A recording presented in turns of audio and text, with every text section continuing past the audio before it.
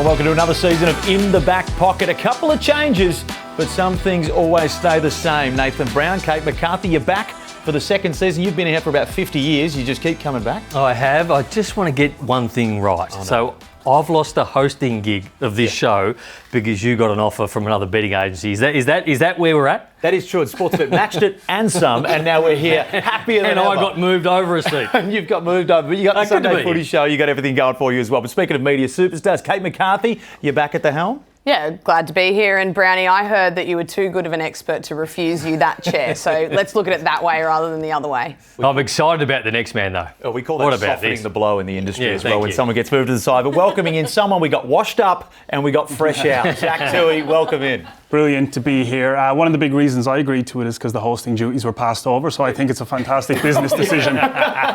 We tried to get him last year. We tried to lure him out. But we may be getting off to the wrong start here because Brownie, he can be a bit sort of combatant at times. And he already last week, you were probably off enjoying yourself. Me too. And a little bit me. That just happens as well. But Brownie, you made a comment last week I just thought was a little bit interesting and maybe also a bit fabricated. Let's check it out. Okay. He won't even be the best Gaelic player on here. I am the highest scorer in the Gaelic system for Australia. Unbelievable. And barrelling the camera while you said it as well. Well, fact. Well, I was wondering what ball sport you were good at. It wasn't AFL. Very good at the Gaelic game, though. It's like the non-contact sort of suited me. Oh, I love it. You would have had 1-0. Yeah. Fantastic. Well, we're here to talk footy, so let's jump right into that. Sydney taking on the Hawks. Both of these teams, people have been saying contenders. The Sydney Swans probably earned that more than the Hawks at the moment, but plenty are very, very high on the young squad. This is a cracking game to open the season. So Hawthorn, second favourite for the Premiership at the moment. I think that's a little bit high. People jumping off Sydney. I'm not sure about jumping off Sydney. They've got some wonderful players. I think they win this game, but I think there's some value in early season markets when players move positions.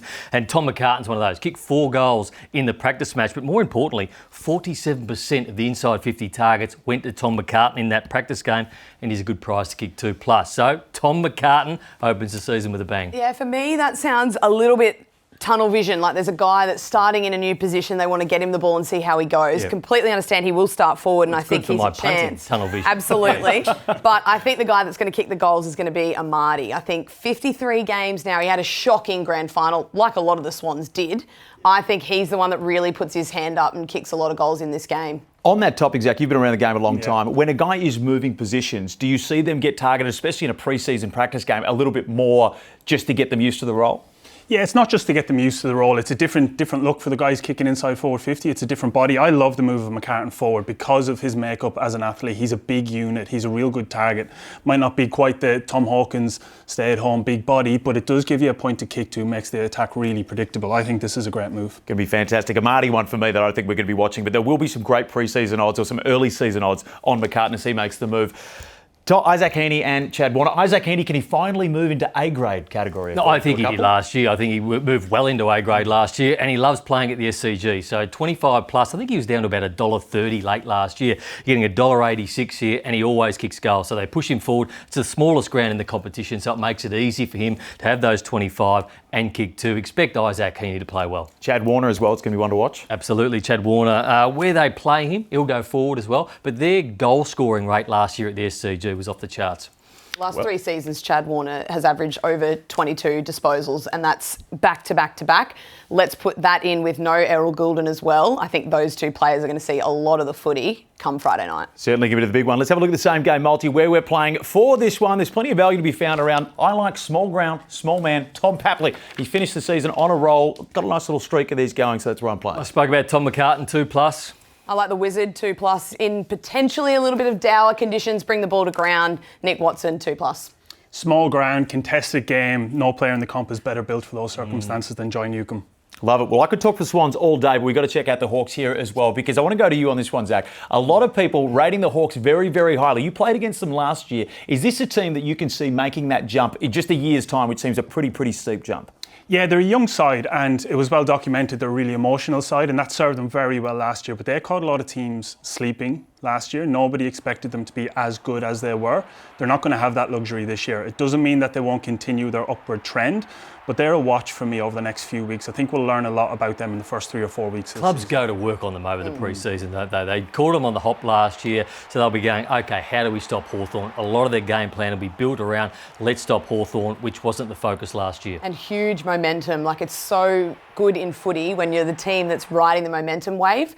Really different when you start a season under the microscope from other teams and you don't sort of have that momentum coming into the season. I think their line of 14.5, that's pretty steep. That's a lot of wins. They won 14 games last year. Sitting around the same line as the Swans, which is very, very surprising to me. Where are you playing on the season wins? I'm playing under on Hawthorn. I just feel like second season, they need to perform again. Do they get some injuries? They will rely on those small forwards. Obviously, they have some players to come back into their defensive unit who they've drafted well, and that's going to be a big one for Hawthorn. But I'm under on Hawthorn, but I'm over on Sydney. A lot of talk with James Sicily, whether they'll play him forward or back, and just his ball use out of the back half. I think that's where he must start in games. He is able to take kicks through the corridor that not many players in the competition have the courage to take, but also have the ability to execute. I think he has to start back, but I'd be looking at him sort of late in quarters to float forward, give them a different look. So I think goal scoring market James Sicily, depending on what we see early on, that could be one to target as well. Circling back to the Swans, Zach, life after John Longmire coming into Dean Cox. How do you think that's going to play out? I personally, as a Swans fan, incredibly biased Swans fan, I love what I'm seeing. Back-to-back 2-kilometre time trials, a bit of mental toughness getting inserted in the group. Yeah, it's not surprising that Cox would have that kind of approach. He seems like that kind of coach, but he knows the club inside out and he knows the list inside out. And a coach who's been under the tutelage of one of the modern-day great coaches will have his own ideas and want to put his own stamp on this Swans team. I think it's a great appointment, and I expect them to have a little bit of an unpredictable aspect to them this year. We've known what the Swans have done for a really long time, but there's going to be new elements to their approach, so watch out for them. I love the fact that Sydney still have their best players in a great age group. So Warner's young, Heaney's young. You've got Brodie Grundy, who I think still to play his best football. Nick Blakey off half back to play his best football. Errol Goulden when he does come back.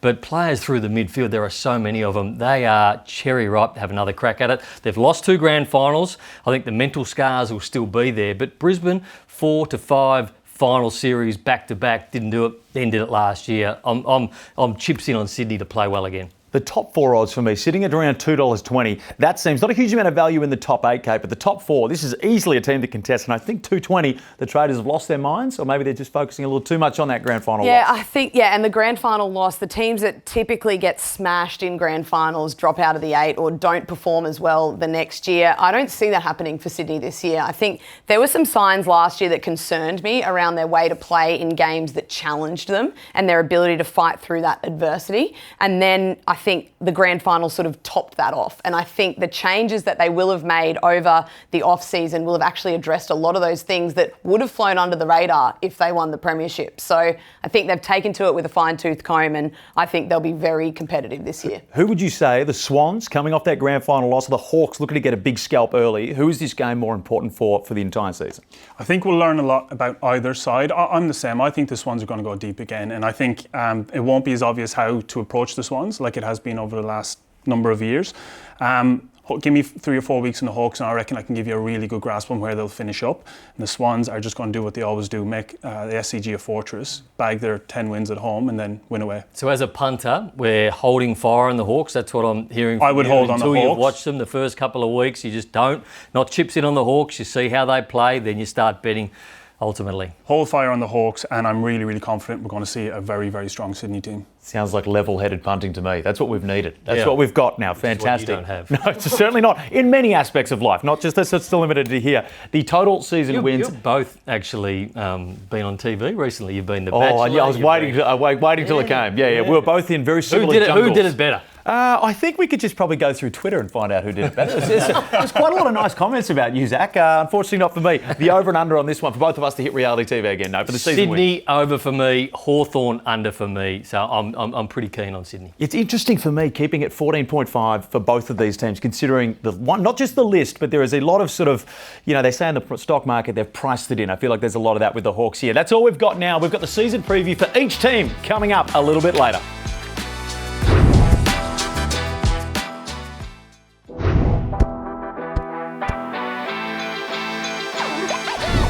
Hello, welcome in the back pocket. We're going to go through all 14 teams who aren't playing this weekend, their season win lines. But before we do that, you are not just an accomplished AFL player, Zach Tuohy, but as Dimmicks would have it, you're also an accomplished author, along with Catherine Murphy. There we go. Shows I probably should have read the title of the book before jumping into it. Now, any good host would have previously marked the page I'm going to read out here, but we'll get into it anyway.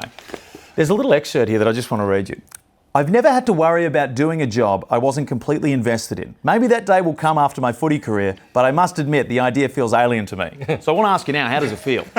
Lo and behold, spoke it into existence. I was unemployed and took the first one that came my way. I said when we were looking for you, we just got to get in early because he's going to be desperate. He's fresh out, he's going to go. But let's crack into these season wins right now because we're going to go to you, Nathan Brown, Adelaide. Now, there's a lot of line for Adelaide. You've probably got to say now's the time to be making the top 8. Otherwise, there's going to be some wholesale changes. Well, Adelaide are one of those teams, I think, like Essendon, that you never know what you're going to get. And Adelaide last year, I got sucked in. I thought Adelaide were going to play good footy last year, thought they'd play finals, and then they had an awful season. But this year, I'm in again. I think Adelaide can play finals football. So when you bring in 3 seasoned players like Coming, you've got Neil Bullen, who's a very good player, and Peatling, who's a very good user, can go forward, can go back. And added to that, Rankin didn't play much last year. Thilthorpe's going to be bigger and stronger. Only played a handful of games last year. So I think Adelaide can improve. I think they'll be one of the big improvers this year. Their over-under line, I think, is 11.5. I'm going over. Play finals, you have to win 13. Adelaide, for me, win 13. Yeah, I'm with you, Brownie. I think they get past that 11.5 line. My concern is they only won 8 games last year, so that's a big jump sort of in improvement in a year. But I think the way that they've been able to craft their list, Thilthorpe back, I'm big on him. Only played sort of a few games in the handful at the end of last year. I think he's going to make huge improvements to this team. Okay, life after Joe Danaher takes place for the Brisbane Lions. The reigning premiers, are they set to drop off or are they coming back? No, I think they're coming back. I think there's no need to really replace Joe with the sense of the smalls that they have down there that can play a very different way to how Joe played. I think their ability to play tall, in a sense, we saw Kai Lohmann in the preseason match. I feel like he's someone that the more confident he gets, the better he's going to play. I think Cam Rayner, I still haven't seen the best of him consistently, and I feel like there's a level that he can go to if he's able to get back-to-back games under his belt. I think Chris Fagan doesn't let that group get ahead of themselves. When we saw Eka, yeah, I think he has to be more reliable. He simply has to be. If he's not, they'll look elsewhere. And I think... Can he play the Joe Danaher role? I don't think there's any need for him to play the Joe Danaher role. I think he can play the role he played last year, and they focus on a bigger body down there that maybe doesn't have the height but leads out of the square and draws defenders' attention. So I think that's how they target it. End of round 8 last year, they were 3-5, sitting in 13th. They won 14 games and had a draw last year, and their line this year is 14.5. I think they go over that. Love it. Zach, you've been in the coalface in the defensive 50. How much of a loss is Joe Danaher for this team? Because a lot of people are saying, look, it's something they recover from. Half of the people are saying that this is, they're going to do a real drop-off without him in the forward line. Yeah, I think the Lions just need any focal point because it's their smalls that have been so dangerous for so long. You got Bailey, Charlie up there now as well. Lincoln McCarthy's coming back. He's no joke as a player. So they can really get teams on the ground as well as their mids getting forward and hitting the ball. So as long as they have a forward target that makes it predictable, I think they'll be fine. Zach, well, the only thing coming into this season under more pressure than Carlton for me is that cashmere sweater that you've decided to work in a studio that has no air conditioning. So you are absolutely battling it out right now. I can see a bead of sweat on the top of your nose right now, and I think it's going to get worse. No, that's more the company. That's not that's nothing to do with Is it cashmere or is it wool? It's grey. Yeah. And it feels woolly. Yeah. I think you're overestimating my fashion sense. Oh, Brownie loves his fashion. I'm living out of a Always suitcase. comment on what you're Yeah, wearing. I'm living out of a suitcase at the minute. We've got a renovation going on, and this is all I could find that was not. Nice. Looks good. Looks Thank good. you. Nice. Carlton's line's 13.5 in this one. Are you going to play over or under that? What are your thoughts on them going into 25? I like the over on Carlton. Look, I think as long as they keep their list fit, they've got more superstars than anybody. And obviously they've had a bit of an overhaul in their fitness department. I think they're really going to target long-term fitness for their guys, especially their key players. With the makeup of their list, if they do lose a couple of really top liners, there's not many players who can really fulfill that gap left behind. But I expect them to put a huge focus on player fitness this year. Keep, especially Charlie Curnow, obviously Crippa as well, are the two for me that they can't replace.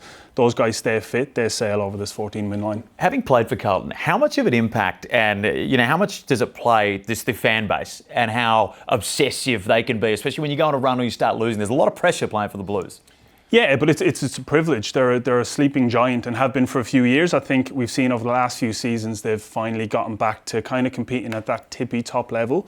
And I think they've got a couple of more years to really make it happen with this list. It's a lot of players on big money, and you want to make it happen while they're still relatively young, because they might start looking elsewhere. But I expect them to have a couple of years of really having a crack at the flag. I think if one of those other taller defenders can step up this year, I think Jacob Wiedering, for me, along with Harris Andrews, probably the best defender in the competition. So if they can have one of those younger players come through and be safe like Wiedering is, and you know, okay, I'm going to put him on X player and I know I'm going to get the job done this week, then Carlton become a real premiership threat. Yeah, the defence is the issue. It has been their ability to take sort of teams that have 2 or 3 talls. They can keep the first one at bay with Wiedering, but the rest sort of had tended to get off the chain a little bit. So they need some more talls to step up and help with that second and third tall. Quite the injury list heading into this one as well. Essendon, the line is 10.5, Kate. Yeah, well, they had 11 wins last year, so I don't see them going backwards. I have them over that line. 11 wins and a draw as well to go with it. So I think it's really, they're an unknown team for me at the moment. I mean, they all are. We're sitting here pretending like we know what they're all going to do. We sort of look at pre-season and that can only tell you so much. I think Essendon is still one that's up in the air for me. I love their new look forward line. I love Nate Caddy down there. I love Kako and what he's showing so far. But being a first-year small forward, let's not put the pressure on the kid that we are, because it's a really tough position to play. Probably the toughest on the field to try and get into the groove of footy. So I think let's assess them in a few weeks, but I think they do cover this line, 10.5. I don't see them going worse than last year. Freo is one of the most popular ones in this market from the punters at home when you look at the back end. 13.5 is the line, and Justin Longmuir is under an awful lot of pressure going into this year to perform. Yeah, he is under pressure, but I think if you let this team play, they will win a lot of games. I don't expect them to lose very often over in WA. The introduction of Bolton into this side, he's the cream on top. If he's playing in a side that will dominate more games than not, which Freo will at least do that, I think we'll get back to peak Richmond Bolton this year. I fancy him to be all-Australian calibre. They've always had a problem kicking goals, Fremantle, but with the introduction of Josh Tracy last year as a bona fide, maybe superstar in 2 to 3 years' time, he doesn't miss, he attacks the footy hard, he's exactly what Fremantle need, and if he can have a big season, doesn't need to kick 50 or 60, just needs to kick 40 and compete, then those other smaller players, they go to work and they're going to be hard to stop. You're going to play the over-under? Over for Freo. There we go. Geelong, we're going back to the well here. Now, this is, if there's ever going to be any bias, I'm going to let it pass on this one. Well, it's hard to imagine any team could recover from the loss of Tuohy and Hawkins. But I just have so much faith in Geelong to do what they've been doing for 10 or 15 years, which is just find a way of competing right at the top. They're getting an extraordinary player in Baz. He's had some issues physically in the season just gone. I think he was probably right to play close towards the end of last season, so he's had a full and uninterrupted pre-season by and large. So if they can get him for most of this season, he's going to be a difference maker. Danger spends a lot of time forward, which keeps him fresh for when he is needed in the midfield, and he will be needed in the midfield, especially come the end of the season.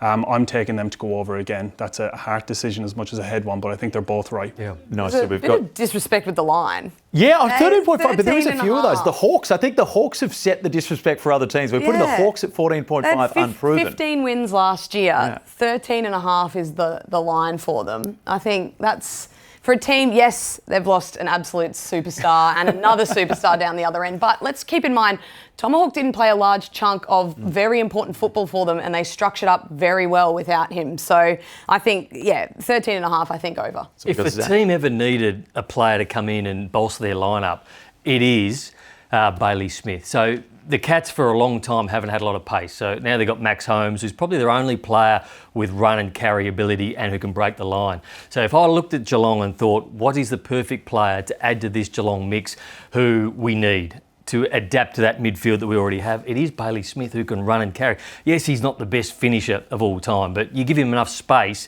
he is going to hurt you. And I think it's a great pickup for the Cats. Gold Coast, moving on to there, Kate. This is the one, it's simple. The recipe seems simple for Gold Coast. Just win games on the road. You don't have to win them all, just got to win some and you'll be doing better. Yeah, well, 11 wins last year. Their first win on the road, round 23, after the siren, if you mind, as well. It wasn't convincing. Mac Andrew had to take a pack mark and kick a goal. But, I think for me, they need to work out, obviously, how to win on the road. But they also need to solidify that fortress that they've got up there at People's First Stadium. They need to keep winning there. So my concern is they focus on these games on the road and then let slip what they've sort of built up to be such a tough road trip. So I think this is the year they play finals. I thought last year was the year they play finals. I'm sort of doing what Brownie's doing with Adelaide, giving them one last chance this year. I think with another pre-season under Damien Hardwick, they've added Dan Rioli. I think what they've been able to do in the off-season will put them in good stead to make finals this year, and they'll cover the line. Plenty of punters looking towards that top 8 market as well. A very, very popular one with us. Kate, we're going back to you here with Melbourne. Now, there's been a lot of love in the media. It's all sunshine and rainbows, according to the club. Are you buying into it? Yeah, I am actually. I'm buying into it. I think their last season was basically played out off-field. Everything that happened away from the football field was just so negative. It was taking a lot of attention off that club. Max Gawn, there's no way he could have played his best football last year being the captain of that club with what was going on off-field. And then you've got the Christian Petrarca issue, the huge injury that he suffered, and then all the other noise around that. They've made a lot of changes off-field, but on-field, looking at their list, they're still a great list. They've got some exceptional footballers there. Their back half is phenomenal. 2 of the best key defenders in the game. Some of the best mids, a couple of really, really good wingers as well. Their forward line is the issue for me. They need to work out who consistently kicks their goals, but I have them over that line. I have them in the top 8. I have them potentially in the top 4 this year. Clayton Oliver. We've both got him very, very high. In the previous show, we talked about his Brownlow chances. How much of an impact, if he can get back to his best, is this going to be for this team? I love a comeback story, and a comeback story lifts the players around you. Even if the players are off Clayton Oliver, which a few of them were last year, if you can see someone come back into the fold, do the hard work like he has over the off-season, and it changes your perception about him, but it just galvanises the group. If he can remain injury-free, and he looks fitter than what he did last year, when you look at him physically, like he wasn't overweight for a footballer, but you need to be absolutely at your best to play football, and I think he is this year. And if he can play well, that brings Petrarca into the game, that brings Viney into the game. They're going to be hard to beat. Like you, I wonder who's going to kick their goals, because a lot is left to Bailey Fritsch, who is 186 centimetres and he's pretty skinny. So he's not going to be the go-to man all the time. So Van Rooyen has to really step up this year. Zach, you're the first show, new panel member. You drew the short straw. You're going to have to work out what on earth is going to go on with North Melbourne this year. Yeah, they've been tough to predict for quite a while. Look, they've clearly got a lot of young talent. I think it's a big ask to ask them to double their wins from last year. They won 3 games last year. We're asking them to get to 7 this year. I expect a lot of the teams around North to improve, who are the teams you would have to beat if you want to start creeping your way up the ladder. Tons of talent, but I don't think they could afford to lose any of their top tier talent. I don't think they can cover very many of those guys if they go out. So I've got them under the line for 7 wins. I think it's a big ask. I'm over. I'm a big over on North Melbourne. I'm a big over. God. I just want to put that on the record that I think North Melbourne go over this line. It's a small one. It's only 6.5, but I like their spine now. So they've got Griffin Logue back there, Charlie Comben, who's going to be a good player, Cherry in the middle. Their midfield group is good. What Jack Darling does to help Nick Larkey, I just feel like their spine is good enough if they can have a free run with injury. So I'm over on North Melbourne. How high are we on Nick Larkey? You're a guy that's played against the North Melbourne forward line. Nick Larkey, is he a guy that can propel himself? Obviously, a little bit more delivery will certainly help. Can he propel himself to a superstar in this league? Yeah, he's been outperforming, his team for a long time now. You can imagine him in a system where they start to churn, they really start to get moving, deliver a lot more ball into him. He's got Darling there now to draw a bit of attention away from him. He's been getting the number 1 defender for a long time now and still putting out really big numbers. So I don't think he's too far off being one of the really top key forwards in the game. He's never had another key forward in the same forward line as him. He's had Zerha, who definitely tries to play that role because they need him to, but I reckon that'll open up Zerha's numbers as well. I think he'll get further up the ground. He'll make more impact on the game because there's less pressure on him. But I think Nick Larkey, this is set up for him. A lot of people are sort of sceptical about this Jack Darling recruitment. I think it could go pretty well in their favour as well if Larkey gets off the chain because of it. Certainly got to stay healthy as well. Port Adelaide, the handover, there's always a bit of pressure involved in that. They're my sliders this year, Port Adelaide. I thought they did a great job to get where they were last year, to make a prelim. It's an unbelievable effort. And they were poor in that game in the prelim, but outside of that, they not belted Hawthorn, but they went to work on Hawthorn. I'm not sure they've got that in them again. Their best players and their top players, I think when we're talking about Carlton, if they lose a few of those, and there's a few go down, which Zach Butters has, where do they go to from there? Who kicks their goals? So I worry about Port Adelaide. Where their best is, I think they're over the hill. I think they need to rejuvenate rejuvenate that list, and they're my slider. 12.5 is the line, so I Under. assume you're going under that as well. I'm a big Koshy fan, so I don't like the market, but $11 to finish bottom four. Has anyone taken a nibble at that? Do we think they're going to slide that far? No. I'm happy to go the unders, yeah. Absolutely not bottom four. With some of the teams that we've got sort of that are so unpredictable, I think there's teams that they will come up against that they will convincingly beat, but still not kind of press to that next level where they can still win a premiership. So not bottom four for me. How much does the coaching handover play into this with the confusion and just amongst the playing group? I don't think it'll be a confusion issue. I actually think it breathes life into a club. It gives you something new. It's a different voice. We had a clean out a couple of years ago of our assistant coaches and it brought in a whole new breath of fresh air. So I expect there to be a bit of a bounce. I think it's also we hear so much about how they love Ken Hinkley. The players love him. They play for him. Here's your chance. You've got a year. Show us how much you love Ken and play this season for him, and we'll see what happens. Well, I know everyone's waiting to see what the Richmond season win line is going to be and where we're playing on that one. That's coming up next, along with Giants and Collingwood.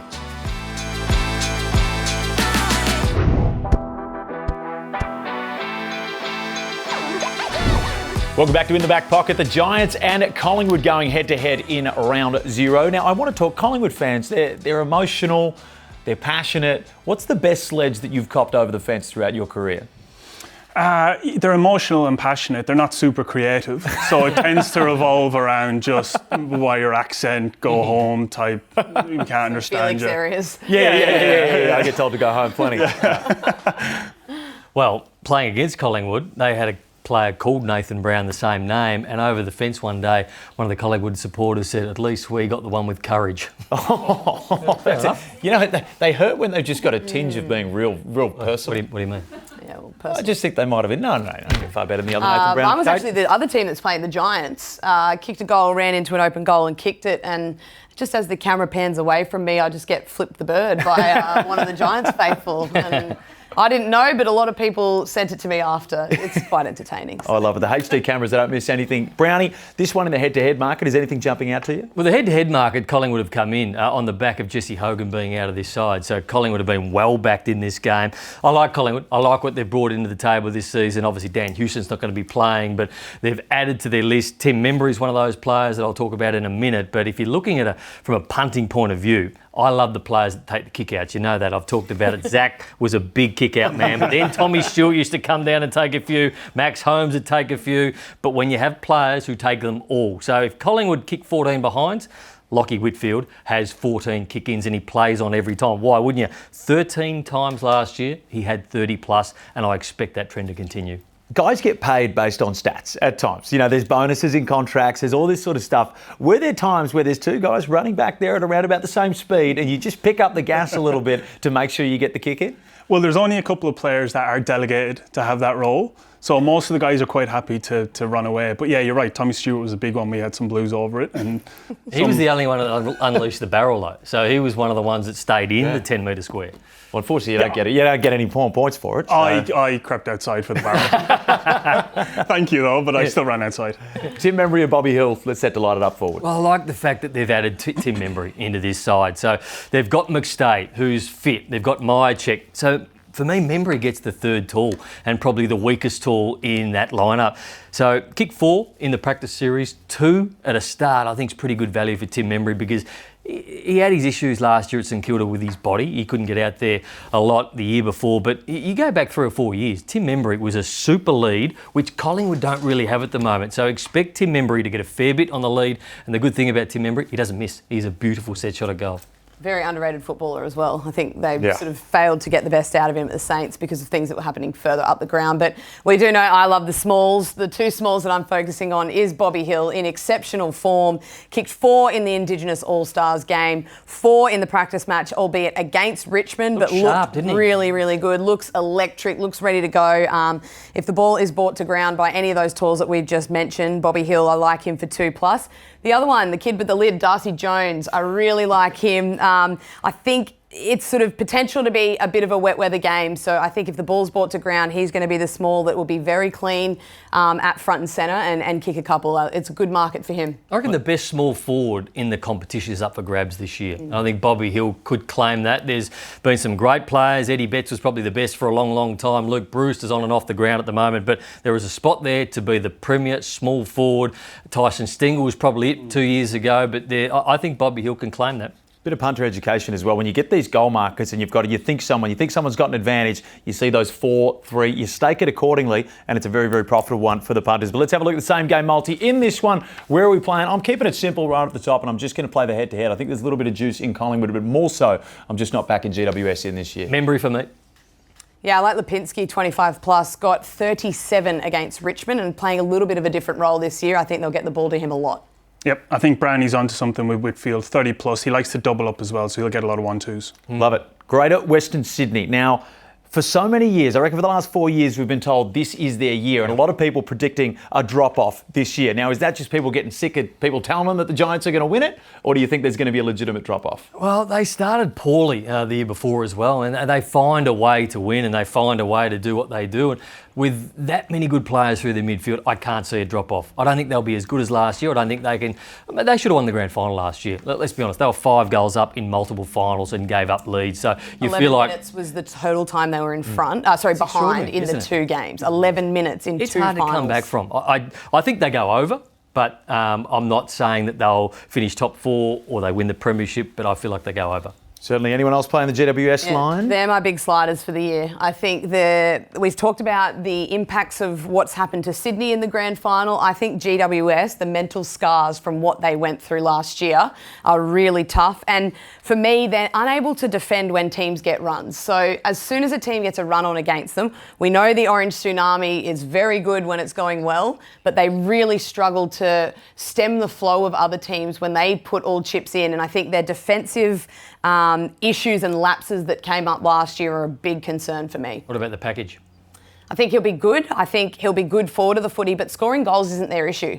They've been able to put on big scores, and when they're going well, they score a lot. It's the ability to stop the scores the other way that I think is the big issue for GWS. Brownie, the Pies, always the most popular in the season win lines overall with us here at Sportsbet. Where are you playing them? And they should be this year. I think they go over. I like the inclusions. We've already spoken about Tim Membry.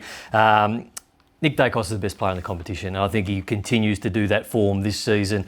Collingwood, they had a down year last year, although they still played okay football, a lot of injury concerns, but I like what they've done. They've topped up for the now. If it doesn't work, they'll probably have to go to the draft in the next couple of seasons, but I'm chips in on Collingwood again. Yeah, it reminds me a little bit of Geelong the year before, and then missed out on the 8, obviously after you guys won the Premiership, and then came back this year and were just all in, made it to the prelim, nearly got to the grand final again. So your perspective on that as a team that you've been a part of that have won a grand final, had a down year, and then the next year that's coming up? Yeah, you don't stop being a fantastic team. You sometimes have that little hangover when teams really come after you, and it can happen. We've seen it happen before with great teams in the past.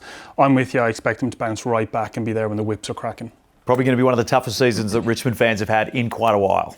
Yeah, look, I think it's one of those things though, the season itself, they've had a really horrible season last year, and I think the depths that got to, Richmond fans may not have been expecting. I think this year they go into it and they will celebrate whatever they can from their team. I know Sam Layla, who's coming in, will miss a few weeks, potentially.